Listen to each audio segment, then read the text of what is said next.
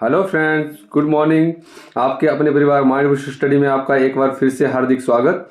जैसा कि आप सब जानते हैं कि हमने इससे पहले जीके के 5 मॉक टेस्ट कर चुके हैं हम, और अब ये हमारा 6th मॉक टेस्ट है। जिन्होंने वो 5 मॉक टेस्ट नहीं देखे हैं वो कृपया करके पीछे 5 मॉक टेस्ट को देखें, जो कि आपकी तैयारी में बहुत ही मददगार साबित होगा। मॉक टेस्ट का रोल मैं आपको थोड़ा सा फिर से बता देता हूँ। मॉक टेस्ट का मतलब होता है कि अपनी तैयारी को टेस्ट करना।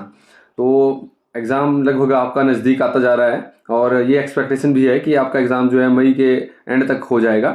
तो ये राइट टाइम है कि आप अपनी तैयारी को जो पीक पे है उसको टेस्ट करें। सो मॉक टेस्ट आपकी तैयारी में एक अहम भूमिका निभाता है। सो बढ़ते हैं हम अपने मॉक टेस्ट की ओर। जिन्होंने अभी तक चैनल को सब्सक्राइब नहीं किया है, जो नए लोग हैं, वो चैनल को सब्सक्राइब कर लें और वीडियो को लाइक कर दें, शेयर जरूर करें अपने दोस्तों के साथ। हमारा जो आज का पहला क्वेश्चन है वो रहेगा, निम्न में से लिंगटी घाटी हिमाचल प्रदेश के किस जिले में स्थित है?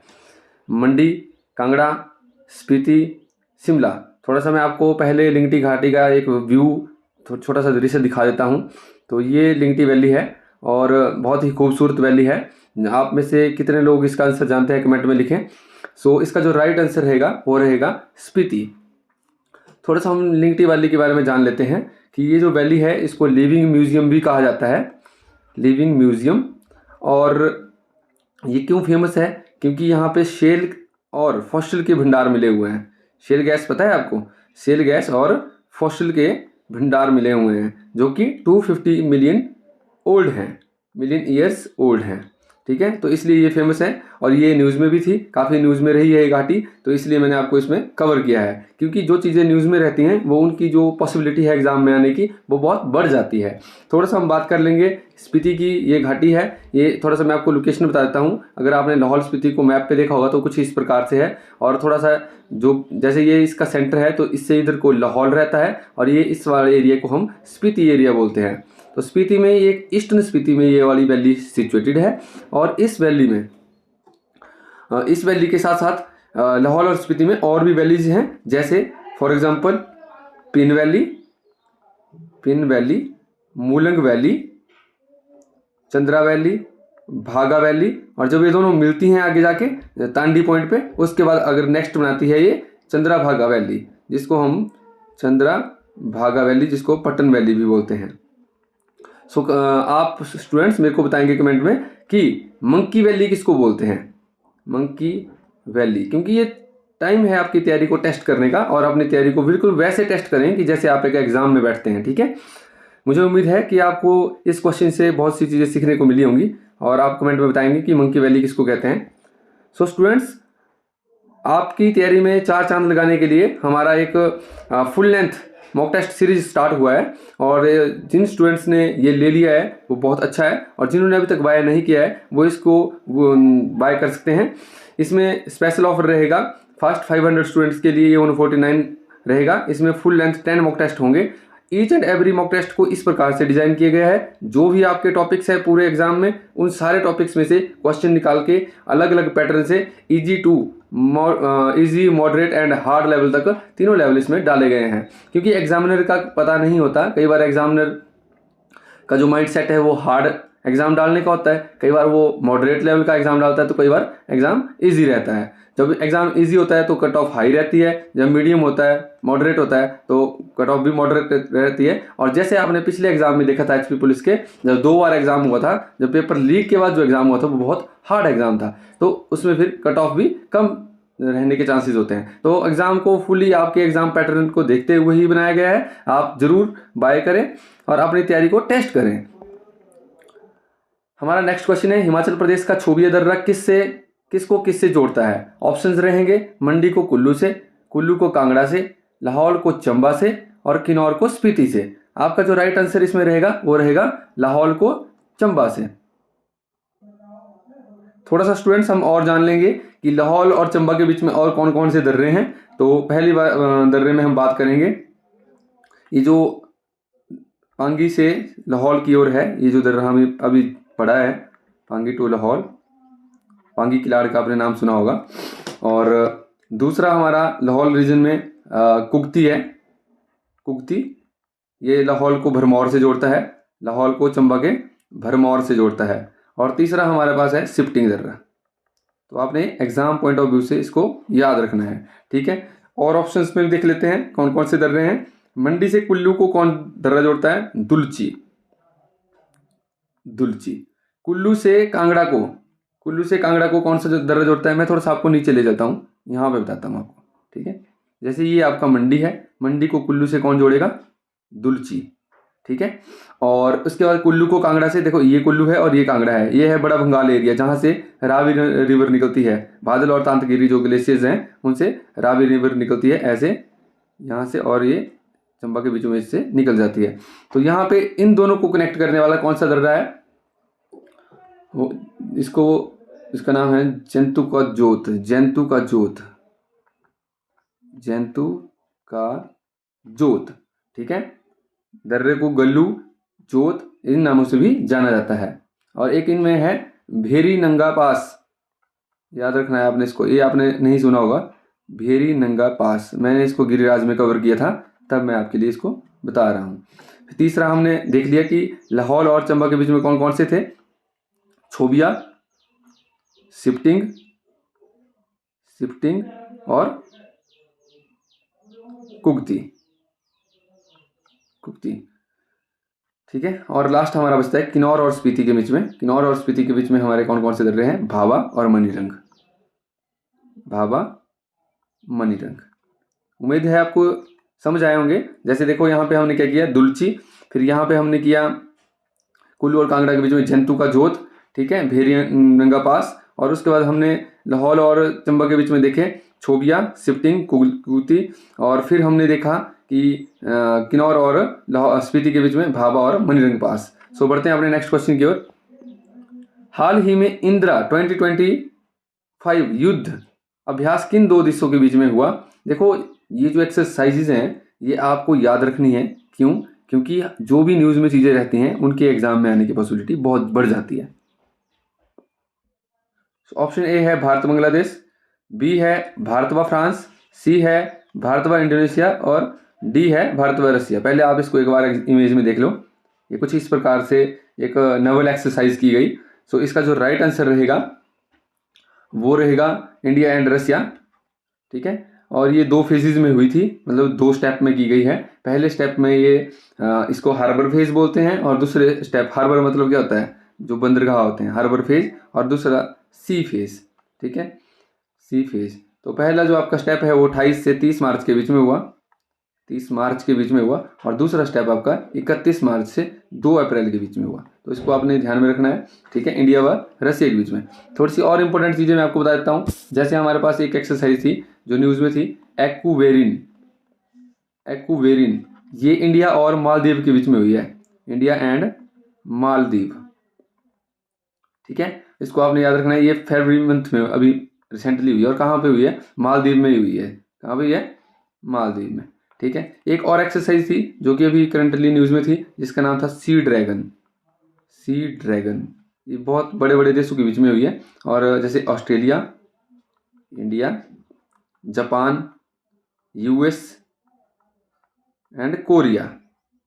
तो आपने इसका नाम याद रखना है, सी ड्रैगन, ठीक है। और ये अभी हाल ही में मार्च मंथ में कनेक्ट हुई है। तो कौन कौन सी एक्सरसाइज याद रखनी है आपने? एक्वेरिन, सी ड्रैगन, इससे पिछले वाले वीडियो में हमने किया था सूर्य किरण, फिर साइक्लोन। इस प्रकार से हमने बहुत सी एक्सरसाइज पीछे भी कवर की हुई है, और 3-4 करके हमने सारी एक्सरसाइज कवर कर रखी हैं। सो बढ़ते हैं अपने नेक्स्ट क्वेश्चन की ओर। हमारा नेक्स्ट क्वेश्चन है, लिप्पा आसरंग वन्य जीव अभ्यारण्य हिमाचल प्रदेश में कहाँ स्थित है? कुल्लू, चंबा, सिरमौर और सोलन। इसका जो राइट आंसर रहेगा वो रहेगा आपका किन्नौर। इसमें ऑप्शन में नहीं है किन्नौर, शायद टाइपिस्ट गलती कर गया होगा, ठीक है। तो मैं आपको बता देता हूँ कि कहाँ है, किन्नौर में। ये ऑप्शन काट दो, इसको लिख दो किन्नौर। इसका एक व्यू दिखा देता हूँ आपको। ये इस प्रकार से कुछ इसका व्यू है, आप देख सकते हैं। एक बहुत ही खूबसूरत वाइल्ड लाइफ सेंचुरी है।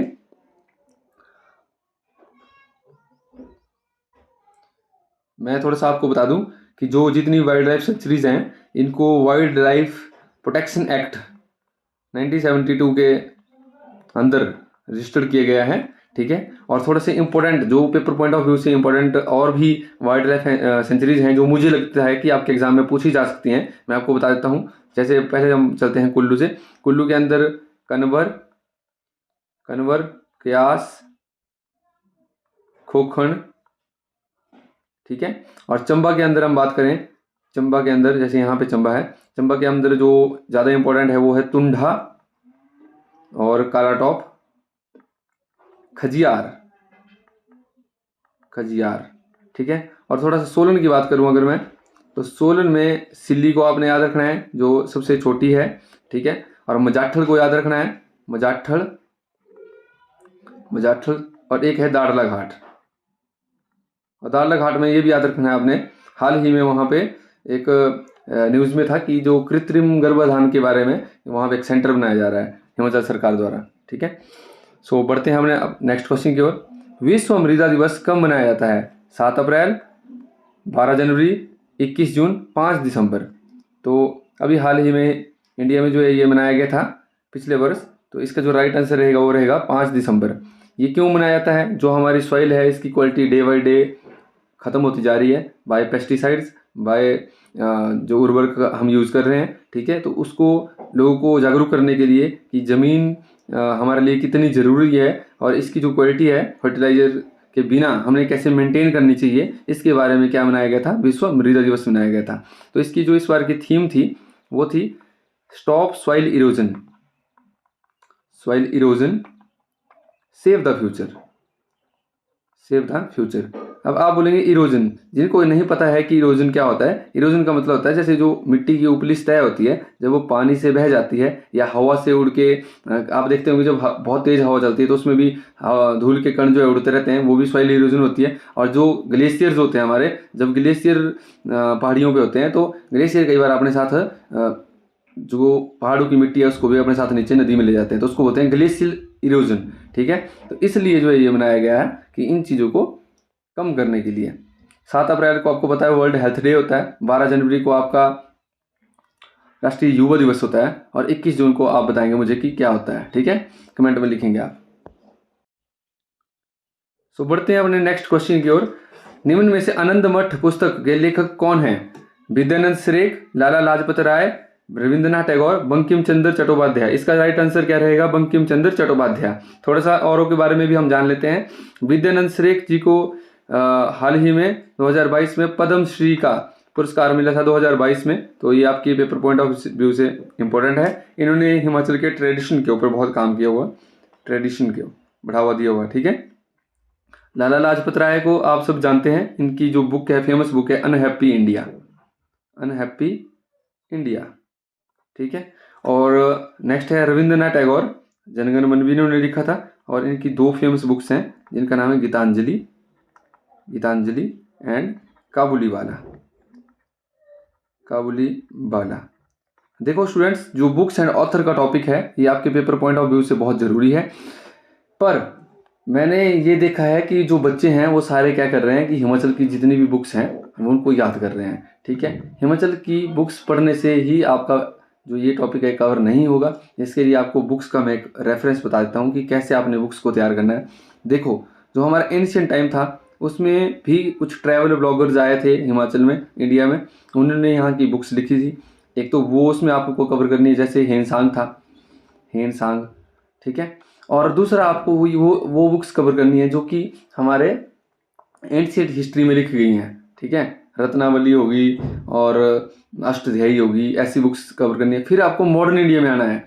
मॉडर्न इंडिया में जितने भी फ्रीडम फाइटर रहे हैं उनकी बुक्स, जैसे महात्मा गांधी जी ने लिखी थी, ठीक है। और लाला लाजपत राय की बात की हमने, गोखले की बात कही, तो ऐसे जो लोग थे जिनकी बुक, दादा भाई नौरोजी की बात करें, ठीक है, और जो ऐसे लोग थे इनकी जो इंपॉर्टेंट बुक्स है वो आपने कवर करनी है। उसके बाद थर्ड आपका आता है कि जो हिमाचल के अपने राइटर हैं, हिमाचल प्रदेश के, ठीक है, उनको आपने कवर करना है। तो इस प्रकार की जो बुक्स हैं वो 4 हिस्सों में आपको पढ़नी पड़ेगी। अगर आप नहीं कर पाएंगे तो आप मेरे को कमेंट में लिखना, मैं इसके ऊपर एक फुल वीडियो आपके लिए बना दूंगा, ठीक है। हमारा नेक्स्ट क्वेश्चन है, निम्न में से चीड़ चांद नाला किस नदी की सहायक नदी या नाला है? ये आपके लिए होमवर्क रहेगा, ये बहुत ही आसान है, ये आप मुझे कमेंट में बताएंगे। सो नेक्स्ट क्वेश्चन हमारा है, प्रसिद्ध मृकुला देवी मंदिर हिमाचल प्रदेश में किस स्थान पर है? बिलासपुर, कांगड़ा, चंबा, लाहौल। तो इसका जो राइट आंसर रहेगा वो रहेगा लाहौल स्पीति। थोड़ा सा मैं आपको बता दूं कि जब आप कभी केलांग जाएंगे तो तांडी पॉइंट से उदयपुर की ओर एक रास्ता है, और उदयपुर में जब बस स्टैंड के पास आप पहुंचेंगे तो उसके साथ ही, बस स्टैंड के साथ ही मंदिर है मृकुला देवी। बहुत खूबसूरत मंदिर है और बहुत ओल्डेस्ट मंदिर है। ये 10th सेंचुरी का बना हुआ एक वुडन टेम्पल है, वुडन लकड़ी से बना हुआ मंदिर है, ठीक है। और इसमें माता काली और दुर्गा का पूजन होता है, साथ में इसमें बौद्ध लोग भी पूजा करते हैं, ठीक है, वो भी अपना इसको धार्मिक स्थान मानते हैं। सो हमारा नेक्स्ट क्वेश्चन है, Sawra Kuddu hydro electric project Himachal Pradesh की किस नदी पर बनाया जा रहा है? देखो ये सारे क्वेश्चन न्यूज़ में हैं, मैंने इसीलिए आपको कवर किए हुए हैं, क्योंकि आपको पता है कि मैं गिरिराज भी कवर करता हूँ हर मंथ, तो मुझे पता है कि जो पिछले न्यूज़ में चल रहा था वो आपके लिए कितना ज़रूरी है। सो हमारा इसमें राइट आंसर क्या रहेगा? गिरी, बसपा, पब्बर, इनमें से कोई नहीं, इसका राइट आंसर रहेगा पब्बर। और ये 111 मेगावाट का एक प्रोजेक्ट है, और कहाँ बनाया जा रहा है? पब्बर पे बनाया जा रहा है। पब्बर नदी कहाँ से निकलती है? पब्बर निकलती है आपकी चंद्रनाहन से, चंद्रनाहन ग्लेशियर, कहाँ पे? रोहडू से, ठीक है। और ठियोग रियासत की स्थापना किस राजा ने की थी? राजा जयचंद, राजा गिरिसेन, राजा दुनीचंद और राजा करमचंद। तो इसका जो राइट आंसर रहेगा वो रहेगा राजा जयचंद।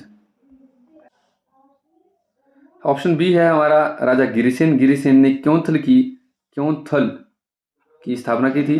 दुनीचंद ने धामी, आई थिंक मैंने ये आपको पिछली वीडियो में भी बताया था इनके बारे में। और करमचंद ने जुब्बल की, ठीक है। सो आपका कवर हो जाता है यहाँ पे।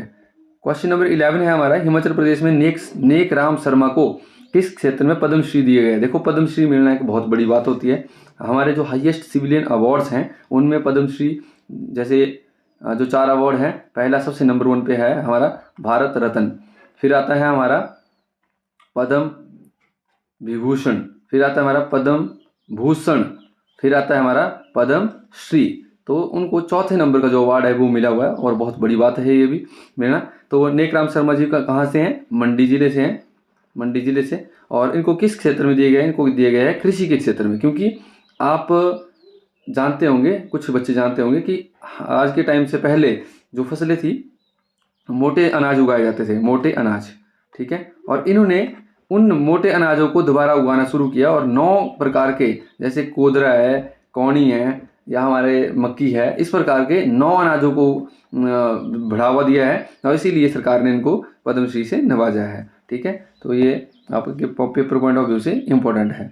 निम्न में से कौन सी नदी पूर्व से पश्चिम की ओर बहती है? देखो मैं आपको बताऊं कि जर्नली जो जितनी भी नदियां हैं, जो मैप्स होते हैं हमारे, जो भी हमारे मैप होते हैं, जैसे ये हमारा मान लो एक मैप है, ठीक है, ग्लोब है, तो इसमें आप देखेंगे कि ऊपर नॉर्थ है, नीचे साउथ है, यहाँ ईस्ट है और यहाँ वेस्ट है। देखो कुछ बच्चे ऐसे हैं जो इन चीज़ों को नहीं जानते हैं, तो मुझे सबके लिए साथ लेके चलना पड़ता है, ठीक है। जिनको पता है वो थोड़ा इग्नोर करेंगे, ठीक है। तो अब आप देखते हैं कि जैसे गंगा है, तो गंगा जो वेस्ट से इधर को फ्लो करती है, ईस्ट की ओर, ठीक है। या हम थोड़ा सा इसमें ऐसे बना लेते हैं,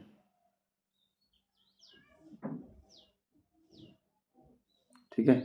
ये रफली मैंने आपको इंडिया बना दिया इसमें, ठीक है। जैसे गंगा है वो ऐसे फ्लो करती है, फिर महानदी है वो ऐसे फ्लो करती है, कृष्णा है, कावेरी है, ठीक है, वो ऐसे फ्लो करती हैं वेस्ट से ईस्ट की ओर। इसमें क्वेश्चन क्या पूछ रहा है कि इनमें से कौन सी नदियां ऐसी हैं जो नदियां वेस्ट से इससे ईस्ट से वेस्ट की ओर जा रही हैं, ऐसे जा रही हैं। तो अगर हम बात करें इसमें तुंगभद्रा की, तो तुंगभद्रा किसकी है? कृष्णा रिवर की क्या है, एक ट्रिब्यूटरी है। तो ये भी कहाँ से कहाँ है? वेस्ट से ईस्ट की ओर जा रही है। फिर नेक्स्ट बात करें हम अगर चंबल की, तो चंबल किसकी ट्रिब्यूटरी है?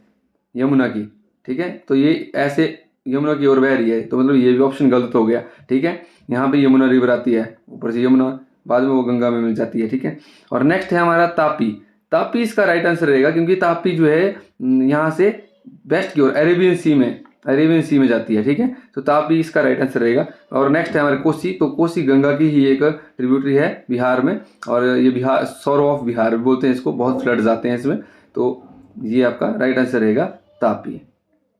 समझना है आपने क्वेश्चन क्या पूछ रहा है, फिर आपने उसका जवाब देना है। हिमाचल प्रदेश में राज्यसभा में चुने जाने वाले पहले प्रथम व्यक्ति कौन थे? लीला सेठ, शिवानंद रिमोल, CL वर्मा और राजा अनंत चंद। तो राज्यसभा की अगर बात करें हम, तो राज्यसभा में पहले मेंबर थे हमारे CL वर्मा। और अगर लोकसभा की बात करें तो लोकसभा में जो है पहले मेंबर हमारे कौन थे यहाँ से, जो हिमाचल से थे, राजा अनंत चंद। ये इंडिपेंडेंट, बिना किसी पार्टी के इंडिपेंडेंट पहली बार लोकसभा के लिए चुने गए थे। और अगर CL वर्मा की बात करें तो ये भारतीय राष्ट्रीय कांग्रेस के मेंबर थे। और इनका जो पीरियड था वो 3 अप्रैल 1952 से 2 अप्रैल 1958 का रहा हुआ था। ठीक है, जब फर्स्ट टाइम इलेक्शन हुए थे। आपका ये भी क्वेश्चन आता है कि फर्स्ट टाइम इलेक्शन कब हुए थे इंडिया में? ठीक है, 1952। सो नेक्स्ट क्वेश्चन की ओर बढ़ते हैं। जैसे आपको कई बार ना एग्जामिनर इजी लेवल भी दे देता है, सोचता है कि सब टफ लेवल की तैयारी करते हैं तो इजी डाल दो। तो GDP का पूरा नाम क्या है? Global development portal, grace dormitory हम्पलंग, ग्लोबल डायग्नोस्टिक पोर्टल और ग्रॉस डोमेस्टिक प्रोडक्ट। तो इसका जो राइट आंसर रहेगा वो रहेगा ग्रॉस डोमेस्टिक प्रोडक्ट। ये एग्जामिनर के ऊपर डिपेंड करता है कि आपकी जो जैसे एब्रीवेशंस है वो इजी डालनी है या मॉडरेट डालनी है। क्यों? क्योंकि जब पेपर को सेट किया जाता है तो पेपर में मैं आपको एक बात बता दूं, 33% जो एग्जाम होता है आपका वो सब के लिए क्या होता है, एक मॉडरेट होता है। ठीक है, उसके बाद लेवल बनना शुरू होता है। ठीक है, और जो एग्जामिनर है वो अगर आपको और चीज़ें टफ करेगा तो कुछ ना कुछ इजी भी डालेगा। तो आपने थोड़ा बेसिक के ऊपर ध्यान दे के जाना है। ठीक है, आप मेरे को बताओ PPP की फुल फॉर्म बताओ मेरे को क्या है? नेटो का मुख्यालय कहाँ पर स्थित है? स्विट्जरलैंड, पेरिस, न्यूयॉर्क और ब्रसल्स। तो इसका जो राइट आंसर रहेगा वो रहेगा आपका ब्रसल्स।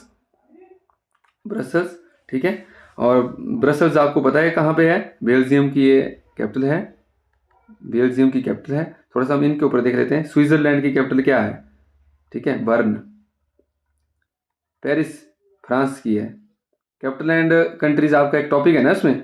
ठीक है, तो ये भी आपने क्या करना है, कवर करना है, इसको ऐसे देखना है। थोड़ा सा मैं नेटो के बारे में बताऊं। नेटो क्यों न्यूज़ में था? क्योंकि जब यूक्रेन इसका मेंबर बना था तो रशिया ने उसके ऊपर क्या किया, वॉर की। ठीक है, और ये जो नेटो था ये कब बना था? ये बना था 1949 में। क्यों? सेकेंड वर्ल्ड वॉर के बाद ये बनाया गया था। ये जो नॉर्थ अटलांटिक, जैसे इसमें फुल फॉर्म है इसकी, नॉर्थ अटलांटिक ट्रीटी ऑर्गेनाइजेशन। जो यूरोप है और नॉर्थ अमेरिका इनके कुछ देश आपस में मिलके इसको बनाते हैं। ठीक है, और ये 30 कंट्रीज का एक समूह है। 30 कंट्रीज का समूह है। तो कैसे याद करना है आपने? हेडक्वार्टर कहाँ है इसका? ब्रसल्स में। कब बना था? 1949 में। और नॉर्थ अटलांटिक ट्रीटी ऑर्गेनाइजेशन इसका फुल नेम है। 30 इसमें क्या है, कंट्रीज हैं, और किस किस कंटिनेंट की हैं? नॉर्थ अमेरिका और यूरोप की। ठीक है, ये इसका लोगो है। ठीक है ना, आई होप आपको समझ आया होगा। हिंदू स्वराज्य किसकी रचना है? मोहनदास करमचंद गांधी, मौलाना अब्दुल कलाम आजाद, लाला हरदयाल, केशव चंद्र सेन। तो राइट आंसर आपका रहेगा मोहनदास करमचंद गांधी, MK गांधी। पूरा नाम मैंने इसलिए लिया है क्योंकि बहुत से बच्चे कई बार पूरा नाम नहीं जानते हैं, वो गांधी ही जानते हैं सिर्फ इसमें। सो नेक्स्ट हमारा क्वेश्चन है, हालदा त्योहार किस घाटी में मनाया जाता है? रावी घाटी, पांगी घाटी, चंद्रभागा घाटी और सांगला घाटी। देखो पहले तो ये जान लो इसका राइट आंसर क्या है, चंद्रभागा घाटी। सांगला घाटी कहाँ है? किन्नौर में है। पांगी घाटी कहाँ है? चंबा में है। रावी घाटी कहाँ है? चंबा में है। ठीक है, हालदा त्यौहार की अगर हम बात करें तो ये एक बहुत ही फेमस त्यौहार है लाहौल वैली का। ठीक है, और इसके साथ साथ और भी कुछ फेस्टिवल्स हैं जो कि लाहौल वैली में मनाए जाते हैं। जैसे मैं आपको बात करूं, पौड़ी फेयर, शेषु मेला, और उनकी दिवाली भी फेमस है। फागली और गोची, लोसर।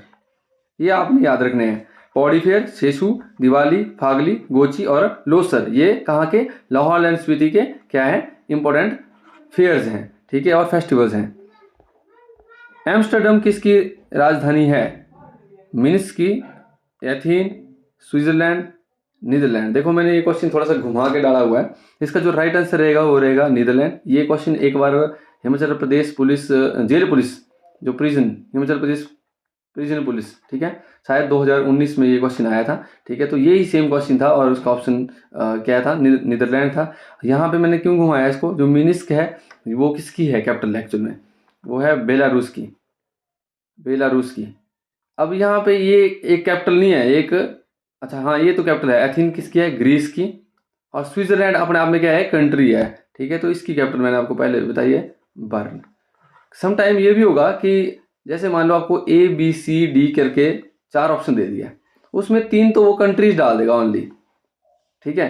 कि मान लो आपसे पूछा है कि इसकी कैपिटल क्या है, तो 3 तो पहले वो कंट्री डाल देगा, एक वो कैपिटल डाल देगा, तो ईजी हो जाता है क्वेश्चन, ठीक है। अब यहाँ पे क्या है कि यहाँ पे हमने जैसे ये पूछी थी कि किसकी राजधानी है, बीच में हमने कंट्री डाल दी, तो आपने एलिमिनेट ऑप्शन भी करना कि यार स्विट्जरलैंड तो नहीं होगा क्योंकि ये तो कंट्री है अपने आप में। अगर मान लो यहाँ पे 3 कंट्रीज दी होती तो उनको कट कर देना था, ठीक है, आंसर आपका निकल जाना था।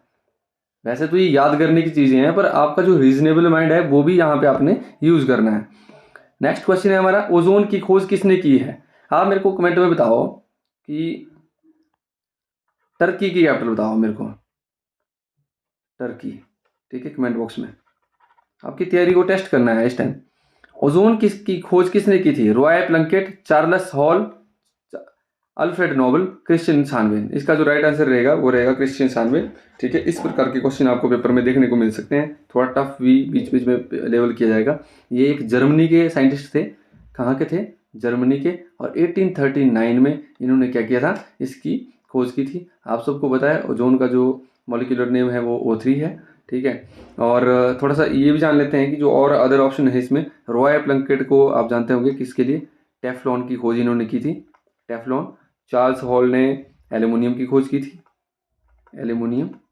अल्फ्रेड नोबल ने आपकी जो बारूद होता है ना आपका, जिसको हम RDX भी बोलते हैं, बारूद, ठीक है, गन में यूज़ किया जाता है, एक्सप्लोजिव मटेरियल में यूज़ किया जाता है, तो किसने की थी, अल्फ्रेड नोबल ने की थी। और इसका जो राइट आंसर है वैसे वो क्रिश्चियन शानवेन है। आज का जो हमारा लास्ट बट नॉट लिस्ट है ना, जो क्वेश्चन है वो ये है, सुखसार झील हिमाचल प्रदेश के किस जिले में है। देखो ये भी आपके लिए वैसे होमवर्क देना चाहिए, पर चलो फिर भी मैं बता देता हूँ, कुछ स्टूडेंट्स को पता होता है नहीं होता है। इसका जो राइट आंसर रहेगा वो आपका रहेगा मंडी। मंडी की अदर झीलें आप मेरे को बताएंगे, जैसे रिवालसर है, परासर है, कुंतविहोग है, कमरनाग है, कोई एक आधी झील आप मेरे को कमेंट में बताएंगे। देखो ये जो हमारा मॉक टेस्ट था ये प्योरली आपके बिल्कुल सिलेबस से सटीक है, ठीक है। इसी प्रकार का पेपर आपको वहाँ पे रहने वाला है। पर बात ये होती है कि पहले तो ये होता था कि पहले 1 घंटे का एग्जाम होता था, तो बच्चों के लिए इजी क्वेश्चन भी क्या हो जाते थे कि यार जल्दी जल्दी कवर करने के चक्कर में वो गलत कर जाते थे। अब आपका एग्जाम कितना है, 2 घंटे का, तो आपको पेपर बिल्कुल बहुत ही शांत तरीके से करना है, हैंडल करना है। और अभी भी एक बार फिर से रिपीट करता हूँ, जिसने मॉक टेस्ट की सीरीज नहीं बाय की है वो मॉक टेस्ट की सीरीज को देख ले एक बार, ठीक है, उससे गो थ्रू करे।